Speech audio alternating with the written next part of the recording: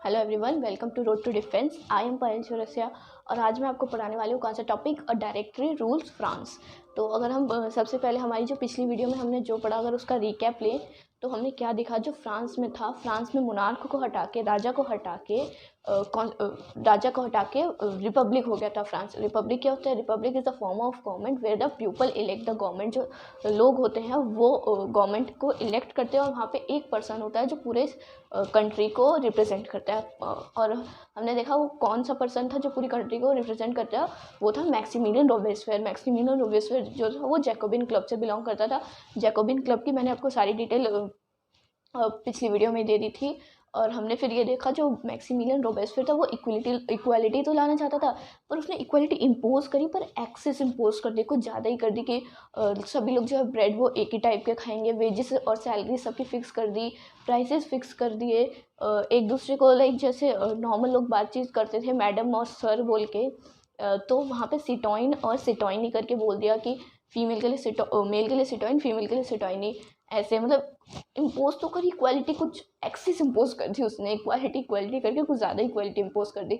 तो मतलब Jacobin club से बिलोंग करता था, उसके जो खुद के मेंबर्स हैं ना वो भी उसको कहने लगे कि मतलब उसको उसके खिलाफ बोलने लगे कि ये गलत है भाई, अब बस करो, इतनी इक्वालिटी बहुत है, ज़्यादा नहीं चाहिए, इक्वालिटी ज़्यादा नहीं चाहिए। तो उसने वो क्या करता था, रोबेस्पियर जो भी उसके खिलाफ बोलता था ना उसको गिलोटिन पे चढ़ा देता। अब गिलोटिन क्या होता है वो भी मैंने आपको बता चुकी हूँ। वो ऐसे टाइप होता है ना, दो खंबे टाइप गिलोटिन, उस पर चढ़ा देता था। आई थिंक जो पिछली वीडियो में एक पॉइंट छूट गया था कि 1794 में जो जैकोबिन क्लब के जो मेंबर है ना, उन्होंने जो है उसको रॉबेस्पियर को ही दोषी ठहराया और उस पर कह दिया चलो आओ, तुमने गिलोटिन बनवाया था ना, चलो गिलोटिन पे तुम्हारा ही टेस्ट करके देखते हैं। तो उसको ही गिलोटिन पे इसको भी एग्जीक्यूट कर दिया जाता है। अब देखो, जैकोबिन क्लब था वो तो फॉल डाउन हो गया, रॉबेस्पियर तो चला गया, अब कौन आएगा? जो राजा की सीट है वो तो खाली है ना, एक जाएगा तो कोई ना कोई तो ज़रूर आएगा। अब क्या होगा? अब डायरेक्टरी रूल करेगी फ्रांस को। अब आपके मन में दो सवाल आए होंगे, डायरेक्टरी क्या होता है और ये फ्रांस को क्यों रूल करेगी। डायरेक्टरी में बताती हूँ क्या होता है। जैसे कि फॉल ऑफ जैकोबिन क्लब, जो जैकोबिन क्लब था उसका तो फॉल हो गया। उसके बाद वेल्दी और मिडिल क्लास जो है वो उभरी। जो हमने एकदम आगे शुरुआत में पढ़ा था ना, a growing envisages an end to privilege, third estate में से जो मिडिल क्लास उभर के आती है, वही मिडिल क्लास, अब वेल्दी और मिडिल क्लास जो है अब वो उभर कर आई। अब उन लोगों ने जो है ना नया कॉन्स्टिट्यूशन बनाया। इसमें क्या क्या प्रोविजन थे, तो हमने सबसे पहले ये देखा जब ये जैकोबिन क्लब आया था, जब रोबेस्पियर आया था, तो इसने क्या करा था, 21+ से जितने भी लोग हैं ना 21 साल से ज़्यादा की उम्र के, उन सबको जो है वोट देने का अधिकार था, in respect of their wealth and their estate. तो लेकिन अब जो नया कॉन्स्टिट्यूशन बना उसमें क्या कर दिया गया, denied a vote to non propertied section of society. अब उस सोसाइटी के सेक्शन को वोट नहीं दे सकते थे जिनके पास ज़मीन नहीं थी, ठीक है।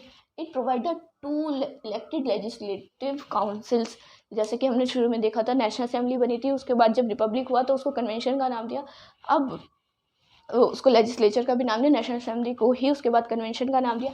अब जो है एक लेजिस्लेटिव काउंसिल होती थी, अब 2 लेजिस्लेटिव काउंसिल होगी। It provides two elected legislative councils and appointed a directory and executive made up of 5 member. अब आपके मन में सवाल था ना कि डायरेक्टरी क्या होता है। डायरेक्टरी जैसे कि लेजिस्लेटिव जो है वो कानून बनाएगी, डायरेक्टरी का क्या काम था? डायरेक्टरी जो है उसमें वो जो लॉ बनाएगी ना उसको एग्जीक्यूट करने का काम था। किसका? डायरेक्टरी का। इसमें कितने मेंबर्स थे? इसमें 5 मेंबर्स थे। ओके, ये याद रखना है, जो डायरेक्टरी उसमें 5 मेंबर्स है। इसका काम क्या था? जो लेजिस्लेचर ने लॉ बनाया उन लॉ को, उन कानूनों को लागू करवाना। आई होप आपको ये डायरेक्टरी भी समझ में आ गया होगा। अब जो है यहाँ पर ना बहुत पॉलिटिकल इंस्टेबिलिटी हो रखी थी। पॉलिटिकल इंस्टेबिलिटी कैसे?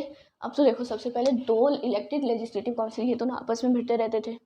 पहले तो एक थी तब इतना तहलका मचा था, अभी 2 हैं तो ये दोनों आपस में भिड़ते रहते हैं। और उसके बाद यहाँ पे 5 मेंबर्स है, ये दोनों पहले आपस में लड़ेंगे, फिर इन 5 से लड़ेंगे, ये 5 आपस में लड़ेंगे, है ना। क्योंकि 5 मेंबर इसलिए रखे हैं क्योंकि एक बंदे के हाथ में जब ताकत दी थी, देख ली थी रोबेस्पियर के केस में कि उसने मतलब कितना आतंक मचा दिया था, ऐसी की तैसी कर दी थी, इसलिए 5 दे दिया, 5 तो दे दिया। लेकिन अब इनमें भी जो है वो झगड़े चलते रहते थे, पॉलिटिकल इंस्टेबिलिटी क्रिएट हो गई थी। अब ये जो डायरेक्टरी है ना ये भी फॉलो हो जाती है, डायरेक्टरी भी जाती है। अब आएगा बोनापार्ट, नेपोलियन बोनापार्ट। तो हमारा जो फ्रेंच रेवोल्यूशन है यहाँ पर ख़त्म होता है। नेपोलियन बोनापार्ट के बारे में अब हम क्लास 10th में पढ़ेंगे, आगे पढ़ेंगे। ओके, इनके बारे नेपोलियन बोनापार्ट के बारे में। और अपना नेपोलियन बोनापार्ट ये मोनार्क होता है। अब ये राजा फिर से मतलब राजा, फिर कॉन्स्टिट्यूशन, फिर रिपब्लिक, फिर डायरेक्टरी, अब फिर से राजा आ गया। मतलब पूरा ऐसे सर्कल घूम के वापस से मोनार्क पे आ गया। इसके बाद देखेंगे हम क्लास 10th में पढ़ेंगे नेपोलियन जो बोनापार्ट है। इसके बाद भी ना लुई 16 के फैमिली के कुछ लोग हैं वही जो गद्दी संभालते हैं लुई 16 की फैमिली के। तो मतलब कि देखो एकदम सर्कल में चलता है। मोनार्क गया, अब मोनार्क वापस आ गया, नेपोलियन बोनापार्ट नया। इसके बारे में हम बाद में पढ़ेंगे। तो अभी जो हमारे फ्रेंच रेवोल्यूशन है वो ख़त्म हो जाता है, लेकिन चैप्टर ख़त्म नहीं होता है। चैप्टर ख़त्म नहीं होता है, फ्रेंच रेवोल्यूशन जो है वो ख़त्म हो जाता है। अब आप बताओ, फ्रेंच रेवोल्यूशन ये एक इवेंट नहीं था, एक आइडिया था। आइडिया मतलब ये ऐसी कोई मनगढ़ंत कहानी भी नहीं थी, ये असली कहानी थी। असली जो हमने देखा कैसे कैसे हुआ, फ्रांस की जो सोसाइटी थी वो देखी, फ्रांस की सोसाइटी कैसी थी।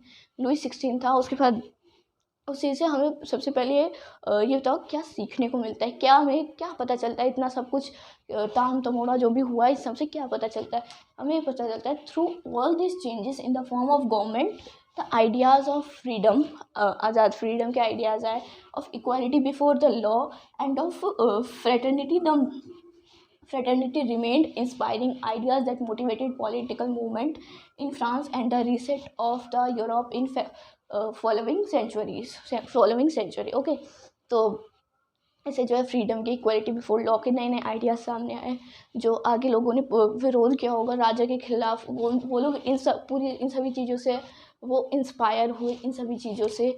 और अभी फ्रेंच रेवोल्यूशन में हमारा इतना ही था। हमने देख लिया डायरेक्टरी ने कैसे रूल किया फ्रांस को, कॉन्स्टिट्यूशन कैसे बना। अभी मैं आपको आपको बहुत नंबरों में कन्फ्यूजन हो गया होगा, डेट्स में कन्फ्यूजन हो गया, वो भी मैं आपको फटाफट क्लियर कर देती हूँ। अब हम जो है फ्रांस में जो कुछ भी इवेंट्स हुए, जो सब हमने देखा, अब उसके कुछ इंपॉर्टेंट डेट्स वगैरह, इंपॉर्टेंट डेट्स एंड इवेंट्स को एक बार हम रिवाइज कर लेते हैं। ओके, जैसे कि आपके माइंड से स्किप ना हो कि कौन सी चीज़ कब हुई थी। सबसे पहले हमने चैप्टर में अपना इवेंट के बाद ही देखा था कि जो राजा है लुई 16, वो राजा कब बना था, 1774 में Louis 16 became the king of France. ठीक है, 1774 में जो लुई 16 है वो राजा बना था। एंड देन 1789 में क्या हुआ था, third state formed national assembly and Bastille is stormed.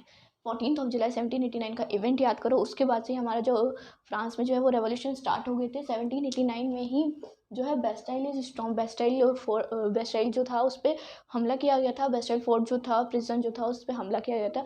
अब फटाफट जैसे जैसे मैं बता रही हूँ ना, आपके माइंड में जो पूरे चैप्टर की जितनी भी पिक्चर बनी है वो सारी रिवाइज हो जानी चाहिए, वो सारी पिक्चर वापस से शुरू हो जानी चाहिए। 1789 में third state formed national assembly and Bastille is storm. And then है 1792 में एंड 1793 में क्या हुआ था, फ्रांस बिकेम्स रिपब्लिक। ओके, कब, 1792 से 1793 के बीच में France became Republic and the king is executed. कौन था किंग, राजा को क्या करा था, गिलोटिन पर चढ़ा दिया गया था।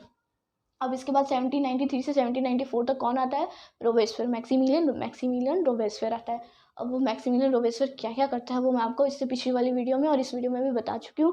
इसके बाद क्या फिर रोबेस्पियर के बाद क्या होता है, रोबेस्पियर के बाद डायरेक्टरी आती है। डायरेक्टरी अभी हमने पढ़ी है।